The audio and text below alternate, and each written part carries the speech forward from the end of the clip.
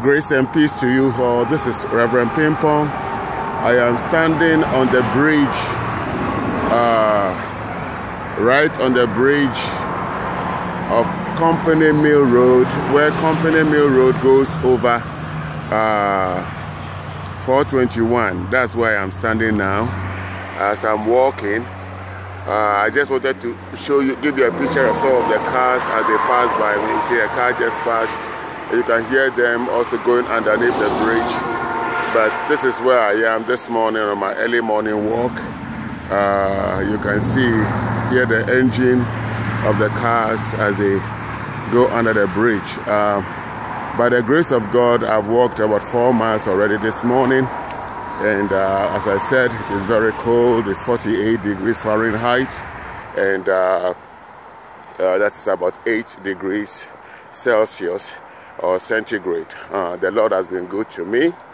He gave me strength and the grace to walk. And I thank Him for this early morning walk. By the grace of God, I have lost about 52 pounds so far in walking since January of 2017 until now. As at January, I was 241 pounds, but now I am 187 pounds. No medication. The only thing I cut out of my diet was sugar, processed sugar. I cut it out. I eat moderately. Still, I eat my Ghanaian food, or the African food, if I should use that word. I eat that. Drink a lot of water. And walk a lot. I walk about a minimum of 8 miles a day. As the days that I do the least, it will be about 8 miles. But mostly I do about 10 miles. And then over the weekend, I'll do about 14 to 15 miles. And the Lord renews my strength every day. In fact, I experienced Isaiah chapter 40 verse 31 quite a bit. They that wait upon the Lord shall renew their strength. They shall mount up with wings like an eagle. They shall run.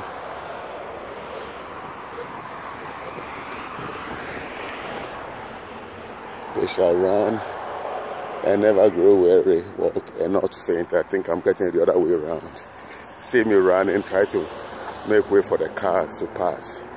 The Lord renews my strength every day as I wait on Him, and He gives me the strength to walk to and fro. Listen, wait on the Lord, wait in His presence, spend time with Him in prayer every day, and ask Him for grace to walk or to run. If that's jogging is what you want, ask Him for the grace. He will do it for you. The Lord is interested in every minute thing in your life, especially your health. But He doesn't expect us to be eating and sleeping and praying and doing all those things without exercising and thinking that everything will be okay. No, we need to walk. That's why He gave us our legs to walk. In this advent of technology where car abounds and motorcycles and the rest, there is a great temptation for you and I not to want to walk. But it is important that we do so, okay? We do so. I have been exercising back and forth all my life, but there came a time when I became sedentary. For 2.5 years I wasn't walking, and my weight became so, I became so heavy, 241 pounds. Had it not been for the grace of God, I don't know what would have happened to me if I went beyond that, because my sugar level rose 6.8 A1C, and that was either borderline diabetic or I was already diabetic. And if I had continued in that way, I don't know what would have happened. There were a lot of things that were also affecting me at that time.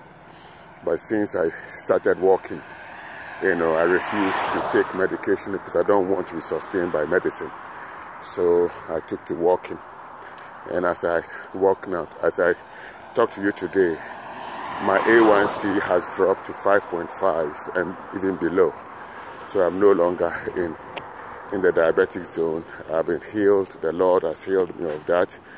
The arthritic of the spine, the Lord has healed me of that. Migraine headache, the Lord has healed me of it. The pains in my shoulder, the Lord has healed me of it. The fuzzy, my fuzzy memory, the Lord has healed me. My blaring eyesight, the Lord has healed me. He's done so much through this walking with no medication. I only cut out sugar, cut it out. And the Lord has been good to me. And I want you also to enjoy the same blessings that the Lord has bestowed upon me. I want you to enjoy it by doing this simple thing. It will take discipline. It will take total reliance on God, obedience to His voice, and a willingness to do it. You know, you have to wake up early. I am up by the grace of God at 4 a.m., sometimes 3 a.m. Spend time with God in prayer for about a minimum of 2 hours, and then set out to walk. And it's always a joy when I'm out walking, you know, because I've spent time with Him. So spend time, put God first, let Him be the first in everything you do, and He will sustain you. Okay? God bless you. This is Pastor Pimpong saying grace and peace to you. The Lord will give you all the grace you need this day to discharge your daily chores. He will. He's faithful. He's been that faithful to me all these years. Now, above all, I want you to think about the poor today. Okay? Think about the poor, because that is where the heart of God is. The heart of Christ. The poor, the downtrodden. Think about them. The Bible says, he who pities the poor lends unto the Lord, and the Lord will reward such a one. Okay? So let the poor be your preoccupation.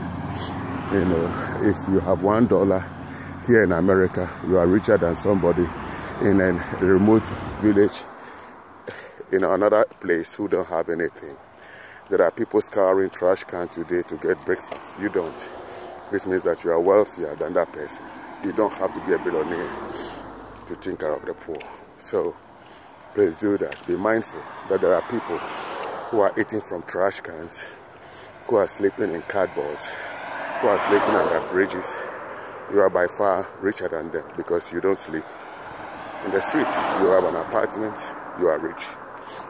So think about the poor. Okay? God bless you. This is practical Christianity.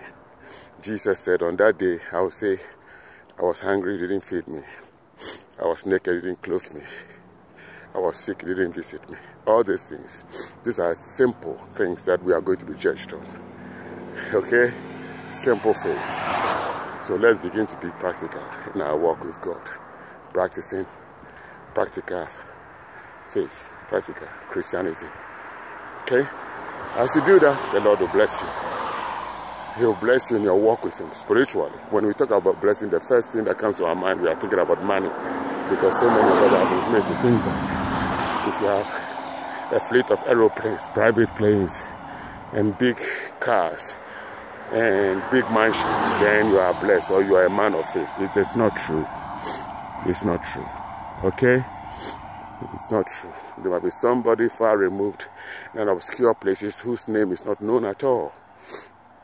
Doesn't have any of this world's good, but is doing the simple things that the Lord wants him to do, taking care of the poor. I saw a clip of a man in Ghana who has bucket water in his car going around bathing the madmen in the street. You think such a person will not be greatly blessed? Oh my, he'll be blessed. That is ministry. That's what we're talking about. Okay? So, there is something the Lord wants you to do. It could be simple, just going to sleep or doing something. Those are powerful ministries. Stop looking at those things that will bring you accolade, wealth, human accolade. No. Do those things that the Lord alone sees, and He will reward you greatly. Listen, be blessed. I love you. Jesus Christ also loves you. I love you. Jesus Christ loves you. Take care of yourself. grace and peace be multiplied to you. Amen. I'm walking. You can see that. I'm see that. You can see the vapor that comes out of my mouth is smoke because of the weather is very cold. And I'm sniffling also. Listen, be blessed in Jesus' name.